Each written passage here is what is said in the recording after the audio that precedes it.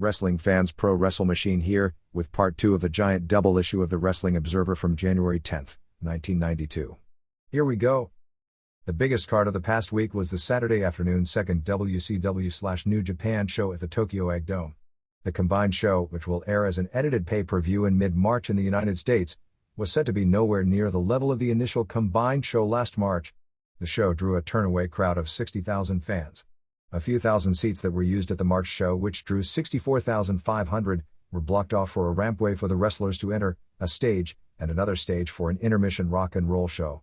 While people were turned away at the door, the number turned away was said to be very few, not nearly as many as the previous year. The number of freebies was also said to be extremely few. They also announced a return combined joint show at the Tokyo Dome for January 4, 1993, exactly 1 year to the day. 1. Black Cat pinned Hiroyoshi Yamamoto in 10:28 with a DDT. 2.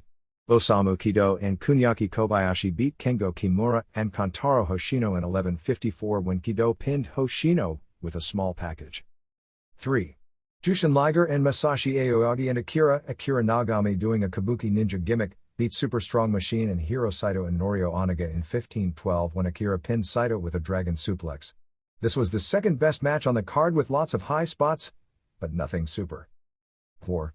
Arnold Anderson and Larry Zbyszko beat Michiyoshi Ohara and Shiro Koshinaka in 12:32 when Anderson pinned Ohara, who is something of a young Animal Hamaguchi clone, with a spinebuster.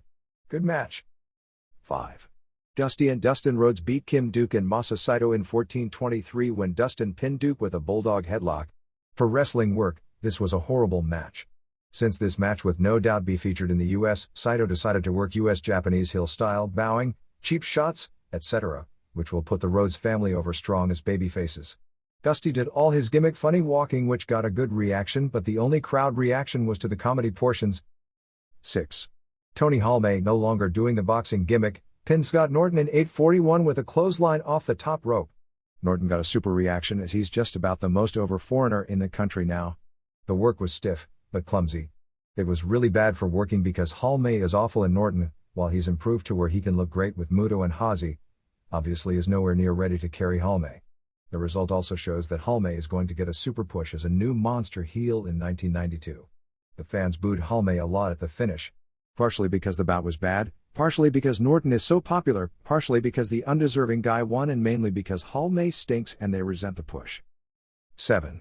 Shinya Hashimoto pinned Bill Kazmaier in 8:37 with a running DDT. Kazmaier did as well as he could, which is still pretty bad. Also stiff and clumsy work, and Kazmaier can't sell at all.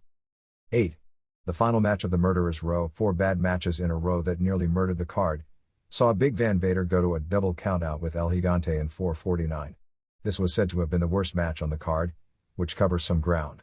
Gigante didn't want to do anything, sold nothing, they didn't have a finish, and they didn't exactly work fluidly back and forth. I should make a correction here in regards to last week's issue where we mentioned Vader as winning the IWGP World title in Germany from Tatsumi Fujinami.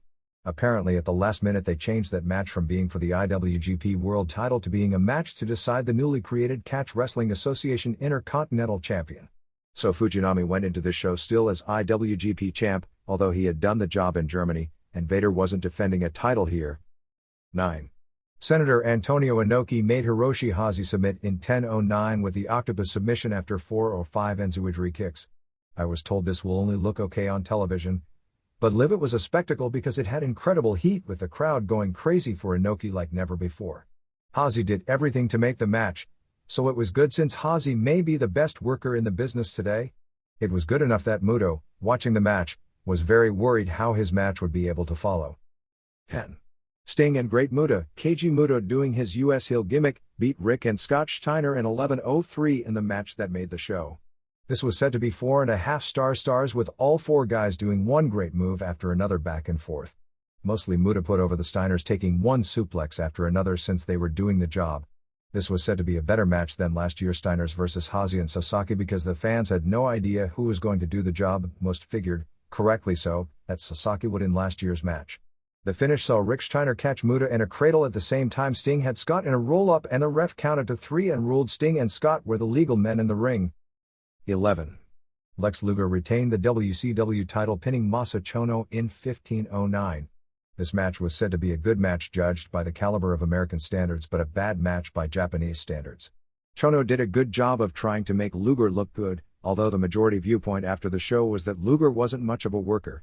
Since this was Luger's Japanese debut after so many years of magazine publicity from the US, there was tremendous anticipation to this match. After some near falls and failed attempts by Luger to do the torture rack, he got Chono in the rack outside the ring and dropped him on the floor. They teased the countout but Chono got in at 19. After 2 more near falls, Chono went for a back suplex but Luger kicked him low. Luger then came off the ropes with a double axe handle for the pin. The fans booed at the end because they hated the gimmick, low blow, finish. 12. Riki Choshu pinned Tatsumi Fujinami in 12-11 after 3 Riki Lariatos to unify the greatest 18 Club World Martial Arts title and the IWGP title. The match was better than average, but couldn't hold a candle to their legendary matches of the past, and they did nothing new with each other they haven't done a million times before. People just expected a lot more in regards to both story and substance from a Tokyo Dome main event. Notes: no word on the gate, but it should be well in excess of $3 million. After the Choshu vs Fujinami match, Inoki came out and gave a speech to a super reaction. Choshu was in the ring with him but Fujinami walked out of the ring and wasn't happy. There is tremendous legit animosity between Inoki and Fujinami right now since Choshu, Inoki, Masa Saito and Hazi have all the political power that Fujinami thought he had earned by his years of being Inoki's understudy and apparent heir. When all the wrestlers came to the ring as Inoki led the crowd in his Ichi-ni-san to chant, Fujinami practically had to be dragged back in. So once again, Inoki stole the impact from Choshu's winning the world title. The last several matches of the card aired live on television, although TV time ran out in the middle of the main event. In the dressing room, Choshu said that by combining the greatest 18 club title and the IWGP title that the combination makes him the most important singles champion in the world. He then did a Jerry Lawler-type interview challenging wrestlers from other promotions and said that this title should be a real world title, bigger than the promotion. He gave an example of wrestling a match against Tenryu, and if he lost to Tenryu, then the SWS would get possession of the title and have the real world champion, and that he or Hazi, or Muto or someone else would have to go to SWS and try and win the title back. There is a huge story behind the scenes going on, which is why he did this interview. Apparently Sagawa Express, equivalent to Federal Express in the United States, has been backing Inoki as he runs around the globe doing nothing, playing the politician angle for the Japanese public. However, since the company has lost money, they had to cut back on outside endeavors including backing Inoki's political adventures. So Inoki needed a political sponsor and went to Hachiro Tanaka, the so-called super-rich mark who owns Megame Super Opticals and also owns SWS and AWF. The two apparently made a deal that would include a joint card later this year. None of this is confirmed yet, but as the story goes, they have a dome date booked secretly, with a gimmick of SWS vs New Japan headlined by Choshu vs Tenryu. Inoki is expected to wrestle and be involved with wrestling in 1992 on a more frequent basis than in the past few years. The Nasty Boys were both injured in an out-of-the-ring incident on Sunday night. According to Peoria Police Department press release, Lawrence Rotunda IRS, Jerome Saganach, Jerry Sags, and Brian Yendrasovitz, Brian Knobs, were driving to their motel after a match in Peoria. 3 fans who were either following them from the arena or saw them in the car continually swerved in front of them and slammed on their brakes, bumped their car and finally threw a rock at the car. At approximately 12:25 a.m., Knobs got out of the car at the light and was attacked, which caused Sags and Rotunda to jump out. During the ensuing fight, Knobs was stabbed 4 times, 3 times in the arm and once in the stomach, but his injuries weren't serious enough to require him spending overnight in the hospital. Sags suffered a concussion after being hit with jumper cables that caused a 2-inch laceration on the left side of his head. Both were treated and then released at Methodist Hospital in Peoria. On Monday morning, the 3 suspects, David Miller, Chad Rains and John Stanley, turned themselves in at the Peoria Police Department and were charged with aggravated battery, armed violence, mob action with injury and weapons violations. They were held without bond pending a Tuesday court appearance. As of Monday morning, WWF officials didn't know how long the injuries would keep the Nasty Boys out of action, but they were expected to miss this week's television tapings. We've got more details on the story of the strange incident surrounding both the Nobuhiko Takada vs Trevor Berbick and James Waring vs Billy Scott boxer vs wrestler matches that took place on December 22 at Tokyo Sumo Hall. Apparently the card was put together by UWFI wrestlers Yoji Angio and Yuki Miyato. Word we get now is that there was some sort of a double cross involved on the boxers, which caused a minor media stir in Japan. In the Waring vs Scott match, apparently they had worked out a match and practiced it in the gym beforehand, where it would go to a 10-round draw and Waring, the current IBF World Cruiserweight Boxing Champion, would get the decision. In the first few rounds it was evident Waring was holding back on his punches, but Scott was shooting his takedowns. After a few rounds, Waring was somewhat blown up and his cornerman realized the match wasn't going according to what they had worked out in the gym. Waring at that point was too tired to take out Scott, who stayed far away to avoid the punches anyway, out. Clearly, based on what happened in the ring, Scott clearly won the decision. After the match, Waring, when the crew of more than 100 reporters confronted him about losing to mixed match to a much smaller unknown pro wrestler, Waring protested, telling the reporters, "Don't you know this was all fake? We practiced it. They promised me if it were to go 10 rounds, I would win."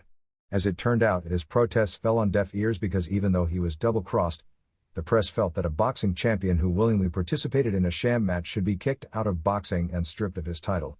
The idea was that he was willing to participate in a sham match if it was fixed that he would win, but since he lost, then he blew the whistle. In the Berbick match, Berbick himself had been told it was going to be an exhibition match, but all week long Berbick's lawyers tried to get the rules changed after seeing tapes of Takada that would ban kicking below the waist. In particular, Berbick felt that Takada could severely injure him with kicks directly to the knee. Takada's style is to do heavy kicks to the hamstring, calf and shin, but Berbick was afraid of severe joint damage.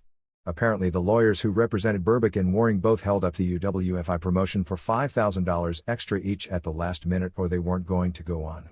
Anyway, when they went into the ring, Takada was shooting and Berbick got out of there. Apparently after the match, Berbick and his handlers made noises about going into Takada's dressing room and fighting him there.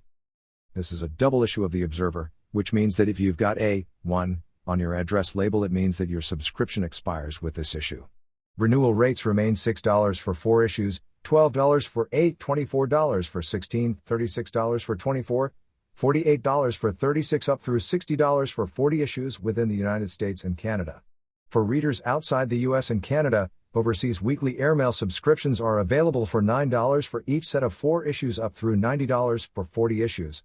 Subscription renewals, letters to the editor, match results, news items and any other correspondence relating to this newsletter should be sent to the Wrestling Observer newsletter, P.O. Box 1228, Campbell, California 950091228. Fax messages can be sent to the Observer afternoon Eastern Time, 9 a.m. Pacific Time, at 408-378-6562. Just a quick note that in next week's issue we'll have the final results in the readers balloting for the 1991 Wrestling Observer Newsletter's Wrestler of the Year, along with the winners in other categories. EMLL. January 3rd at Arena Coliseo in Mexico City saw Pantera Serena and Guerrera Purpura and Martha Villalobos win 2 out of 3 falls from Vicky Carranza, and Lady Apache and Cynthia Moreno 1 1/2 star, Oro and Plata and Platino 1 via count out over Supremo and Medico Asesino Jr. and Hombre Bala, Huracan Sevilla and Volador and Misterioso 1 via count out over Fuerza Guerrera and Kung Fu and MS 1 1/2 star, and Jacques Mate and Massacre and Pimpy Roth Jr. 1 2 out of 3 falls from Black Magic, Norman Smiley, and Conan and Dandy. In the December 15 final suicide match in Monterrey where Fuerza Guerrera and Octagon faced Leo Del Santo and Black Shadow Jr. with the losing team then having to face one another in a singles match and the loser of that match getting unmasked, which ended up with Santo making Shadow submit in 25 minutes, Shadow was unmasked as Juan Jose Salazar, age 40. Salazar, who started using the Black Shadow Jr. gimmick in 1984, was severely criticized in the press after the match because he's not really the son of the famous original Black Shadow, Alejandro Cruz, but has been masquerading as such for 7 years. An interesting trivia note is that when the original Black Shadow was unmasked as Cruz back in 1952, the guy who unmasked him was the original El Santo. The tournament to determine the first CMLL World Middleweight Champion took place on December 18 in Acapulco, with Blue Panther beating Satanico via submission in the third fall in 45 minutes. Even though both Panther and Satanico are heels, they both worked babyface style against one another. Complete tournament results saw Satanico beat El Hijo del Gladiador, Angel Azteca beat Emilio Charles, Dandy beat Espectro Jr., Panther beat Ringo Mendoza, Satanico beat Azteca and Panther beat Dandy, leading to the final match. January 5 at Arena Coliseo saw La Fiera and MS1 and Blanco Jr. beat Black Magic and Blue Demon Jr. and Anibal on top when Fiera pinned Demon Clean and Guerrera and Sultan Gargola and Hombre Bala beat Moger and Sevilla and El Hijo del Solitario. December 29 at Arena Coliseo saw Canadian Vampire Casanova and Anibal and Black Magic beat Kung Fu and Mate and Massacre in 2 out of 3 falls, Grand Sheik, Arias Romero, and Sultan Gargola and Hombre Bala beat Moger and Solar 2 and Mano Negra and prelims. Super Luchas magazine gave out its 1991 awards as such: Wrestler of the Year, Conan Living Legend of the Year, Pero Aguayo, Lady Wrestler of the Year, Zulima Referee of the Year, Grand Davis, Best Babyface Worker, Elenas, Best Heel Worker, Satanico, Tag Team of the Year, Tony Arce and Vulcano, Trio of the Year, Cien Carson Mascara Año 2000 and Universo 2000, Newcomer of the Year, Misterioso, Most Popular Wrestler, Octagon, Best Foreign Wrestler, Chris Benoit. This was one of the few awards the MLL-dominated magazine gave to a UWA wrestler. I guess because Benoit totally outclassed all the foreigners MLL brought to Mexico this past year. Best Technical Match, Atlantis vs. Blue Panther on TV. Most Emotion Match of the Year, El Hijo del Santo vs. Negro Casas. Also UWA. Feud of the Year, Mascara Sagrada vs. Pierroth Jr. The recently unmasked Anibal, who had been working under the hood since 1965, had an older brother who wrestled in the 1960s under the ring name Herman Munster. UWA. The UWA tag team titles have been vacated because Pero Aguayo and Gran Hamada haven't made a title defense in too long. Aguayo is working mainly for MLL, which is the real reason. A tournament will be held starting January 17th in Japan during the Universal Tour. January 5th at El Torreo in Naucalpan saw El Hijo del Santo DDQ Negro Casas for a double low blow in the third fall to set up a mask versus hair match or a title match for next week, said to have been very good. Dos Caras and Villano 3 and Gran Hamada beat Rambo and Fishman and Babyface, not good. Black Power and El Signo and Negro Navarro beat El Texano and Silver King and Fantasmo and Signo gave Texano a low blow behind the ref's back. Good. Super Raton and Super Pinocchio and Celestial beat Cajos and El Indomito and El Engendro and the Ninja Turtles beat Scorpio and Scorpio Jr. and Black Terry and Jose Luis Feliciano. December 29th at El Torreo saw Casas and Fishman and Rambo, back from a tour of France, beat Tinieblas Jr. and Senior and Santo when Rambo pinned Santo in the third fall after Casas tripped him to set up Casas defending his UWA middleweight title against Santo as the main event on January 5th. Good match. Hamada and Villano 3 beat the Headhunters from Puerto Rico. Very good. El Psicodelico and Fantasma and Celestial, formerly Blackman, beat Navarro and Signo and Black Power via DQ. The Ninja Turtles beat Indomito and Engendro and Scorpio Jr. and Zeus and Ricky Boy and Momotaro beat Celestial and Samurai and Ninja Sasuke. December 15th at El Torreo was headlined by Connect and Coquina and Fata beating Mil Mascaras and Dos Caras and Villano 3 via DQ when Villano 3 unmasked Connect. Katana, who recently worked for New Japan, used to work as Leon Chino. Los Villanos retained their UWA Trios title on January 2nd in Tlalnepantla beating Power and Signo and Navarro. Lasser retained his UWA lightweight title on January 1st in Pachuca beating the original 51-year-old El Matematico. Los Villanos defended their titles on January 5th in Netzahualcoyot against Shuel Guerrero and Lobo Rubio and El Hijo del Diablo. All Japan. A correction of some news. Terry Gordy and Steve Williams not only won the tag team tournament but also both the PWF World and NWA International Tag Team titles. Before the tournament, Mitsuharu Misawa and Toshiaki Kawada vacated the titles so that the winners of the tournament would get both belts. So Gordy and Williams became champions once again on December 6th in Tokyo. The New Year Series opened up on January 2nd for a television taping at Tokyo's Korakuen Hall before a sellout 2,100 fans. Akira Tao won a Battle Royal. All Japan does a lot of things very well and has the best main events in the world, but Battle Royals are one of the things they do very poorly. Mitsuharu Misawa and Kenta Kobashi beat Jumbo Tsuruta and Masafuchi in 24-36 when Kobashi pinned Fuchi.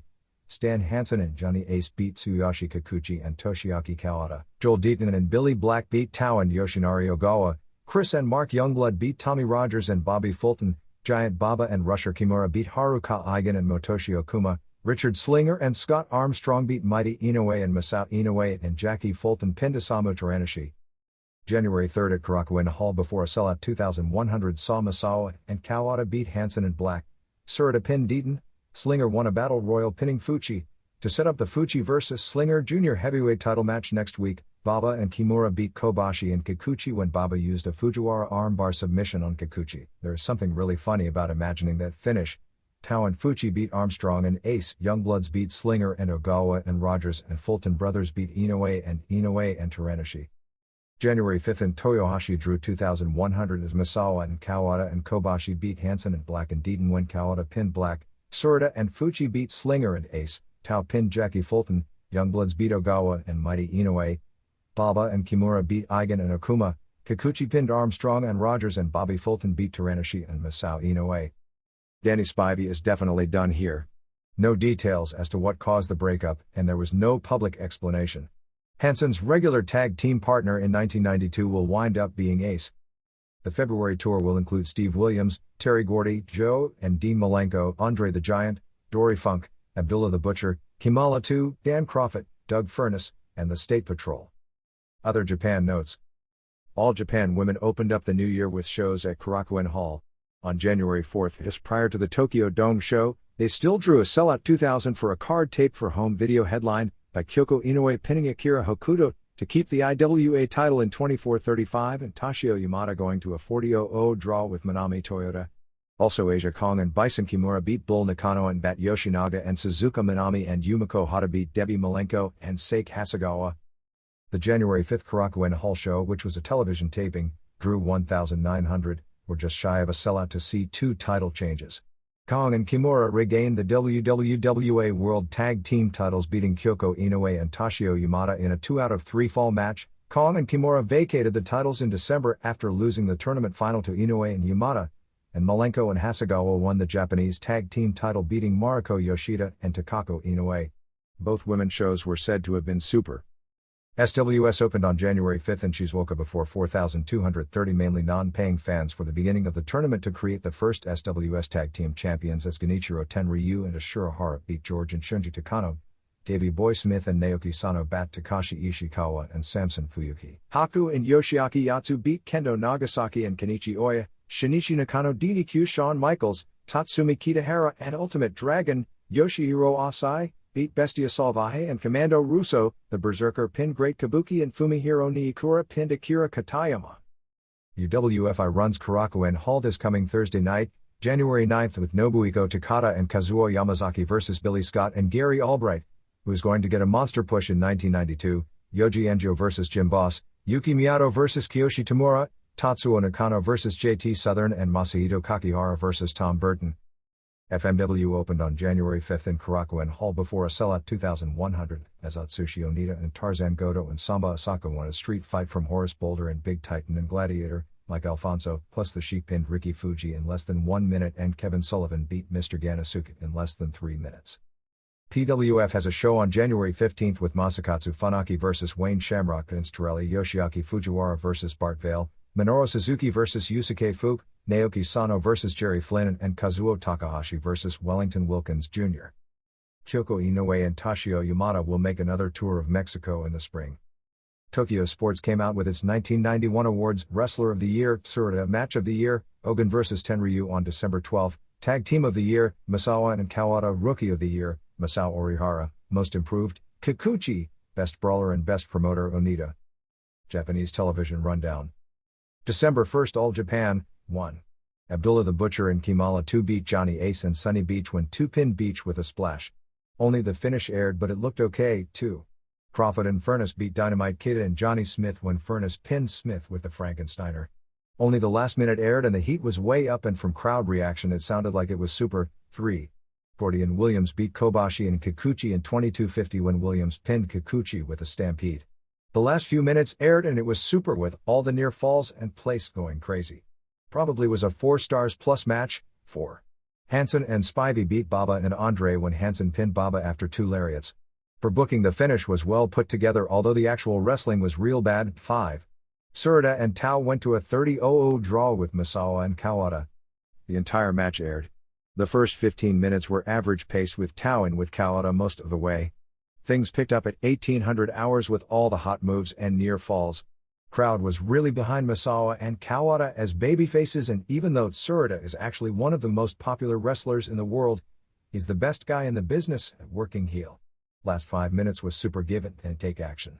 Match of the Year candidate, but it was too late in the year to get recognition. 4.5 stars December 2nd SWS, 1. Yoshihiro Asai pinned Emilio Charles Jr. with a moonsault body block and German suplex in 11:07. Asai started out flying but hurt his ankle again. He takes too many chances and will have a spectacular, but very short career if he doesn't tone down. He did his moonsault out of the ring. Very little heat, since SWS shows have mainly freebie fans who don't react to the wrestling action. The problem with Asai is his matches are all the same, although this was below par because he was hurting. 2.5 stars, 2. Kerry Von Erich pinned Nagasaki in 11-17 with a tornado punch in the claw. In the ring they did nothing and the match had no heat. Von Erich juiced big from some chair shots. The brawling outside the ring and chair shots were good, but it was really bad when they got in again. 1 star, 3. Fuyuki and Kitahara and Ishikawa beat Kabuki and Sano and Nakano, and Nakano hit Fuyuki with a chair for the DQ. Fans hated the American finish. Kitahara then decked partner Fuyuki after the match to set up an angle. 2 1/4 stars, 4. Rick Martel pinned George Takano when he rolled through with a flying body press. No heat, all but the pacing and execution was okay.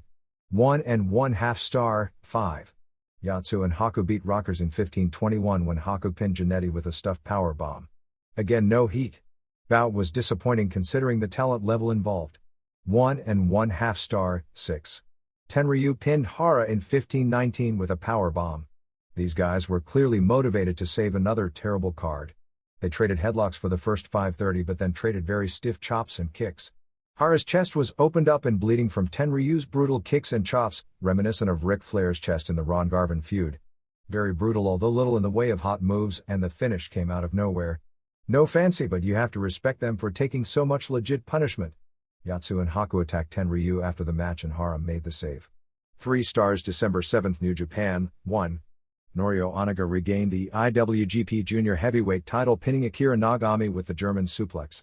The last 2 minutes aired and they were super. Nagami has improved a lot in the charisma department and works similar to Scott Steiner, too. Hiro Saito and Onaga beat Jushin Liger and Nagami in 14-18. Liger did a lot of lucha spots including the Yasai moonsault. Super near falls in just a crisp, very good match ending when Saito pinned Nagami after a stuffed powerbomb and a backsplash.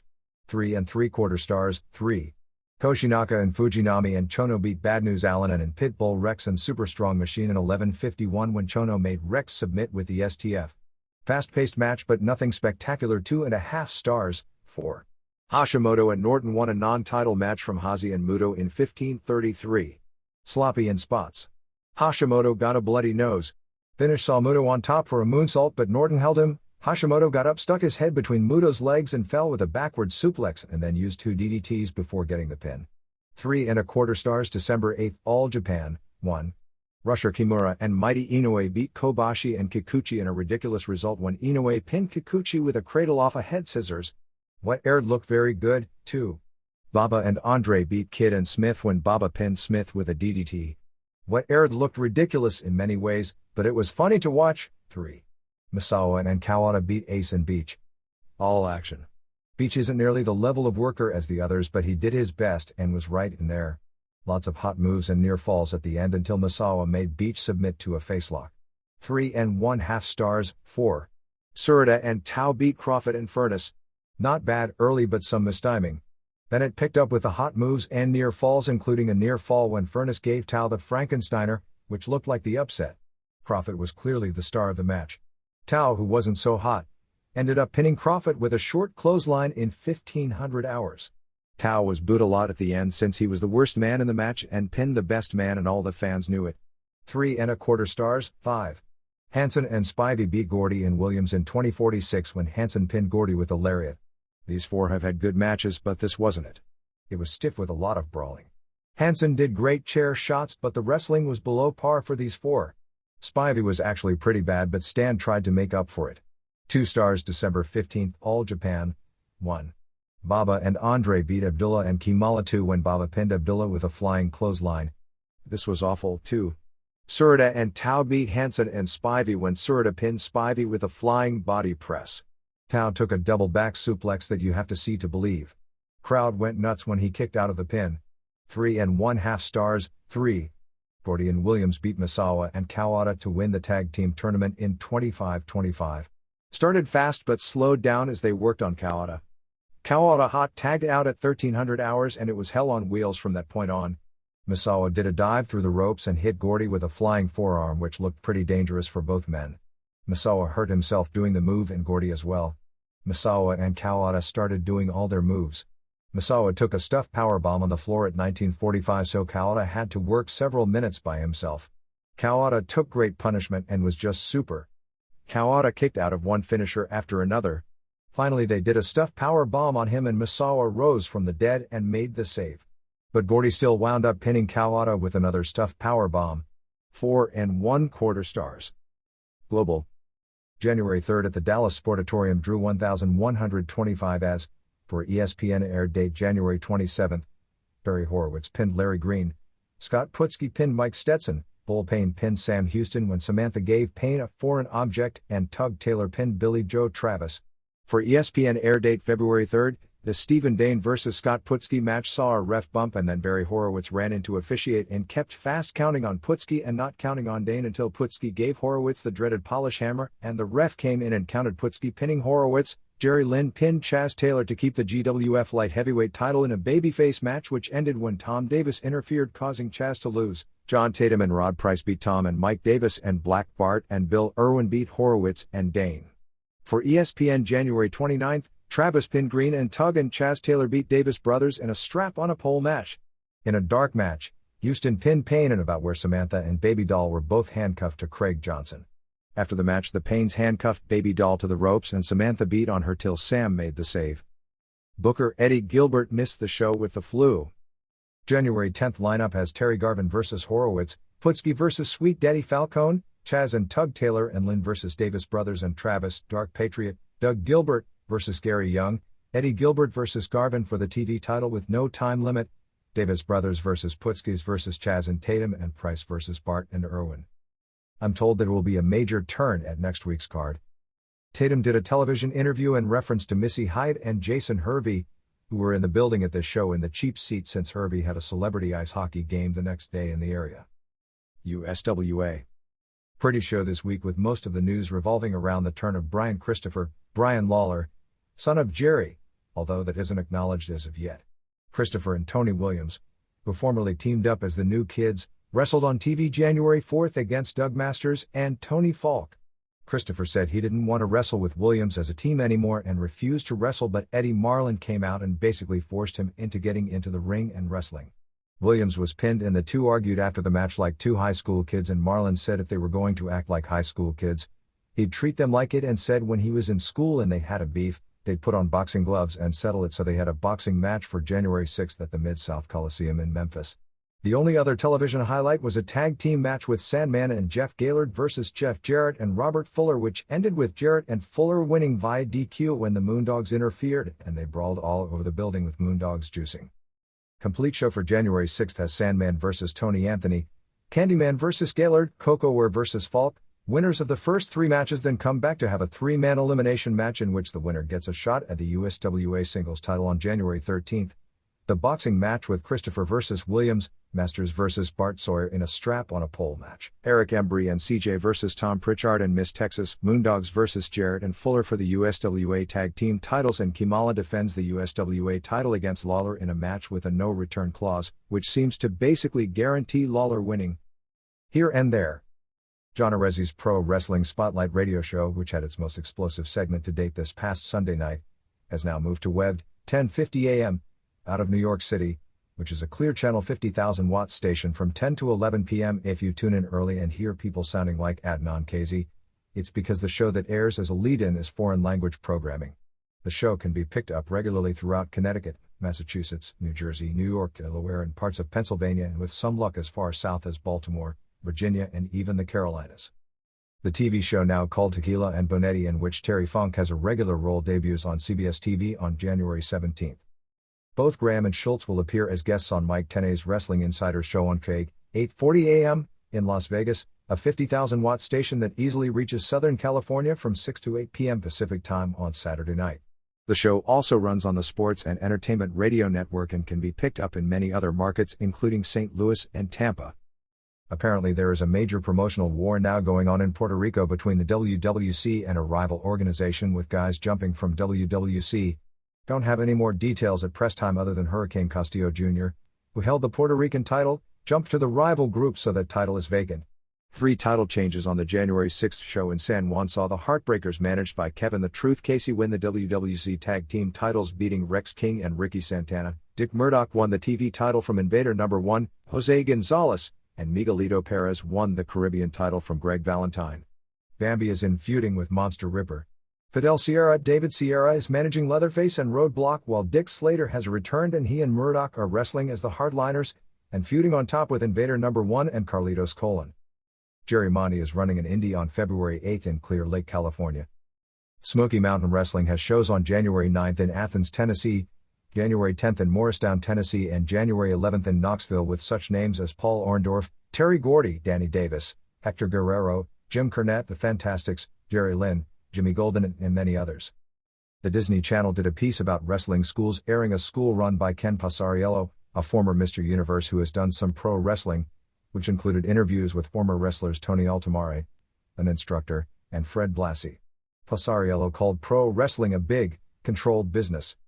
Larry Sharp will be holding tryouts for his new Tampa area Monster Factory on February 8th at 1 p.m. For more information for those living in the area, call 813-884-5065 and ask for Ron or Scott. Iqua on January 2nd in Tampa saw Jimmy Backlund DDQ Pat Tanaka in a cage match, Star Rider beat Alan Iron Eagle, Terminators beat Rico Federico and Hurricane Walker, Tex Salinger pinned Kenny Kendall and Coconut Man pinned Jim Steele. Dale Gagner will be running country fair shows under the name Northwest Superstars of Wrestling on tour in Minnesota, Wisconsin and Michigan this summer. January 4th in Portland, Oregon for the first week without television saw Don Harris pin John Rambo, Grappler pinned Al Madril, Colonel De Beers pinned Mike Winner, Demolition Crush beat Ron Harris via countout to retain the Pacific Northwest title and Steve Dahl and Brickhouse Brown beat Mike Miller and Buddy Rose via DQ when De Beers interfered. Tom Reeder has a show on January 10th in Fort Irwin, California advertising Coco Ware vs. Hercules, Greg Valentine vs. Paul Orndorff and his local crew in January 8th at the 29th Palm Marine Base in California with Valentine vs. Ware.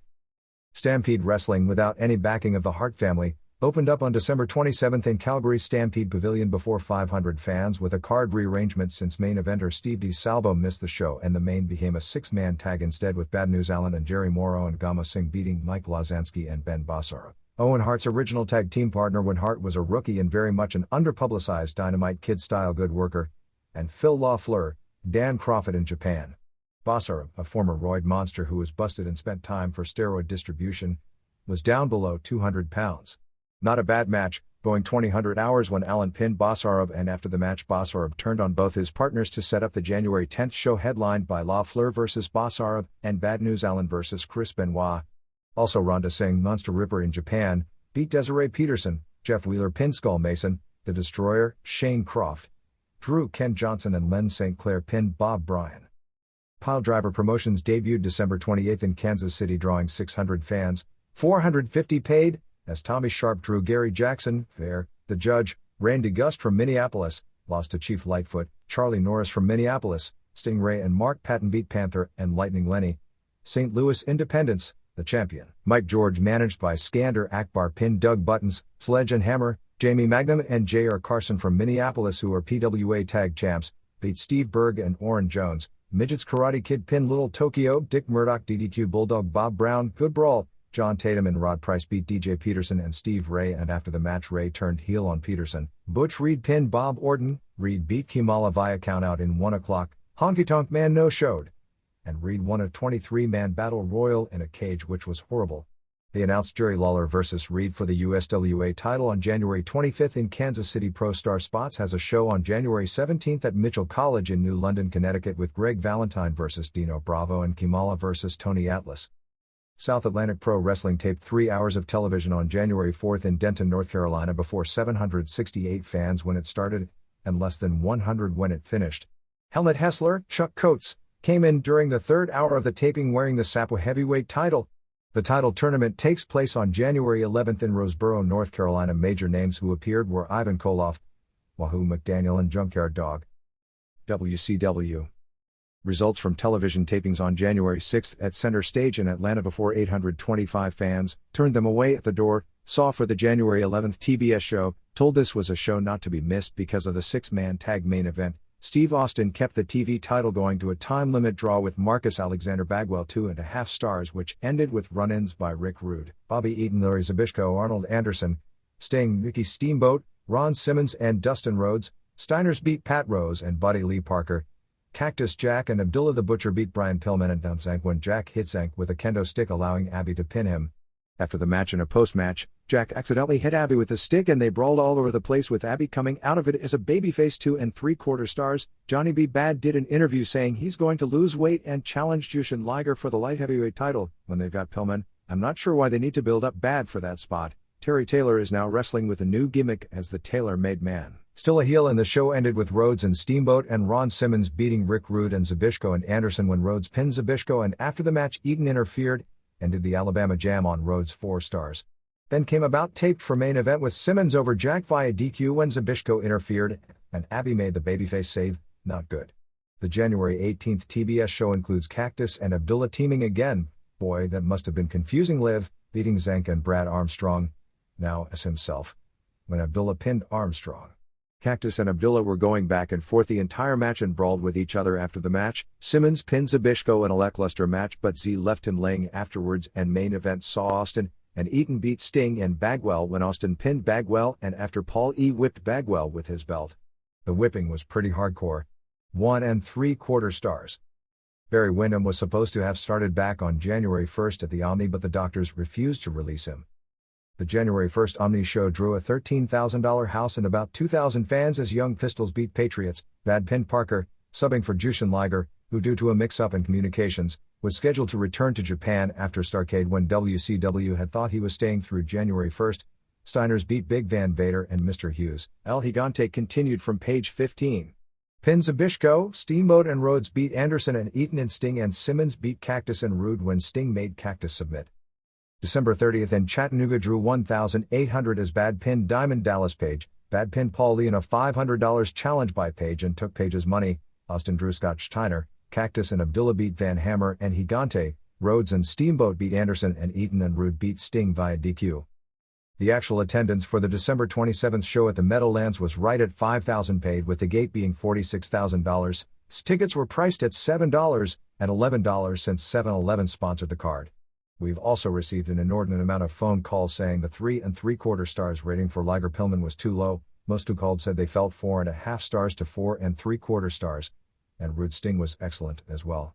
Actual attendance December 26th in Dallas was closer to 2,000 paid, while Baltimore, on December 28th for an afternoon show, did about 3,000 paid, which was double the previous card. Baltimore details saw PN News pin Taylor 1 1/2 star, Jimmy Garvin pinned Page dud, Zank pinned Zbyszko dud, Jack and Abdullah, who were cheered as the babyfaces, beat Gigante and Hammer 2 stars, Bad pinned Morton dud, Austin drew Scott Steiner 2.5 stars, Liger pinned Pillman 4.5 stars, Steamboat and Rhodes beat Anderson and Eaton 3 1/2 stars. Rude beat Sting via DQ 2 stars, and Rick Steiner beat Luger via DQ in a 2 out of 3 fall match when Luger hit the ref in a 3-fall match lasting 1,400 hours. 2 1/4 stars. When the 45-member strong Westville High School in Oklahoma band was invited to the Peach Bowl in Atlanta and fundraising in the town of 1,000 came up short to send them, Jim Ross, the town's most famous citizen, donated money for the band to make the trip, and then bought the entire band dinner on New Year's night, which got some publicity in the Atlanta Constitution. WCW has 21 shows booked for February. Got TV rating for the weekend before Christmas. World Championship Wrestling did a 2.7, Main Event a 2.2 and Power Hour a 2.0, which are well below what WCW and me had been doing, but reasons probably had more to do with football programming and viewership levels that weekend. WCW headed to Los Angeles on March 6th and back to the San Francisco Civic on March 7th. WWF. Fox Network will run a special, probably to shoot the key WrestleMania angle, on February 8th. After the special, they are running tag matches headlining all the A shows until WM, with Hulk Hogan and Roddy Piper vs. Undertaker and Ric Flair. Flair vs. Hogan over Christmas weekend in Richmond, Virginia drew a $107,000 house. It had been many years since either group had topped $40,000 in Richmond, with the crowd solidly pro-Flair. However, the first Flair-Hogan meeting at the Omni on January 5th drew just 4,500 fans, which had to be a big disappointment, even though WCW had run 2 house shows at the Omni on Christmas and the New Year's, the latter with $3 GA tickets, plus had center stage the next day, which is also a $3 ticket. Results saw Chris Chavez pin Cato 1 star, Piper pinned Skinner 1/2 star, Ted DiBiase beat Tito Santana via countout 1 1/2 star, New Foundation beat Beverly Brothers 1 1/2 star, Hogan beat Flair via countout 3 stars, crowd was 70% in favor of Flair, although kids still cheered for Hogan. Greg Valentine pinned Brooklyn Brawler dud. Bret Hart made Mountie submit to the Sharpshooter 2 stars, and Legion of Doom beat Natural Disasters, as Scott Hudson's quotebook says. Oh, what a dud. Useless trivia department in case anyone ever needs to know. Randy Poffo and Elizabeth Hewlett were married on December 30, 1984 in Frankfort, Kentucky. Got a copy of the current WWF depth chart, so if you're interested, here's how The Office ranks the guys. Babyfaces: Hulk, Macho Man, Sid Justice, Piper, Bret Hart, Boss Man, Virgil, Jannetty, Tornado, Bulldog, El Matador, Valentine, Chavez, Walker. Heels: Flair, Undertaker, Sneak, DiBiase, IRS, Mountie, Michaels, Repo Man, Berserker, Skinner, Warlord, Kato, Hercules. Face tag teams: Legion of Doom, Slaughter, and Duggan. New Foundation, Bushwhackers. Heel tag teams: Natural Disasters, Nasty Boys, Beverly Brothers. Elizabeth isn't going on the road for the Savage vs. Roberts matches as advertised after all. No word as to why. TV ratings for the weekend before Christmas saw All-American do a 2.6 and Primetime a 2.7. January 3rd at the Oakland Coliseum Arena drew $8,000 and $105,000, which is a great house for Roberts vs. Savage, as Skinner pinned Walker dud, Chavez pinned Kato 1 star, Warlord pinned Valentine in an excruciating 1600 hours 2 stars, DiBiase beat Santana via DQ 2.5 stars, Undertaker pinned Duggan 2 stars, New Foundation beat Beverly Brothers 3.5 stars, Art was fantastic. Bret Hart beat Mountie with a Scorpion 1.5 star, and Randy Savage pinned Jake Roberts dud. Just a terrible main event. December 29th in Auburn Hills, Michigan drew 5,500 as Chavez pinned Kato, IRS pinned Big Boss Man, Mountie pinned Kerry Von Erich, Legion of Doom Animal pinned Typhoon, Undertaker pinned Duggan, Beverly Brothers beat Rockers, and Savage pinned Roberts. December 26th at Capitol Center in Landover, Maryland drew 6,200 as Walker pinned Brawler, Warlord pinned Valentine, Slaughter beat Mustafa and Adnan, Nasty Boys beat Bushwhackers, Legion of Doom Animal pinned Earthquake, Virgil beat Repo Man, Santana beat DiBiase via DQ, and Hogan beat Flair via DQ. No word on why Hawk missed the dates and Animal worked single,